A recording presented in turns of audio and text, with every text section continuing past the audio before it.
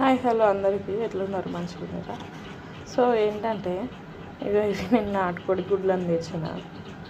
అంటే మా ఆయన వద్దన్నారు, ఆయన కూడా మంచిది తింటే అని చెప్పేసి తీసుకొచ్చిన తర్వాత అసలు ఇవి ఎంత తొందరగా ఖరాబ్ అయిపోతున్నాయి అంటే అసలు తెచ్చి కూడా ఏం లాభం లేదు అనిపిస్తుంది. ఇక చూడండి, ఇక బూజు పట్టినట్టు అయిపోతుంది. ఇట్లా ఉడకబెట్టినా కూడా ఒక సైడ్ నల్లగా ఒక సైడ్ తెల్లగా ఏం అర్థం కావట్లేదు. సో ఎట్లా పెట్టాలో కూడా నాకు అర్థం కావట్లేదు. మీలో ఎవరికైనా తెలిస్తే కామెంట్ చేయండి ప్లీజ్.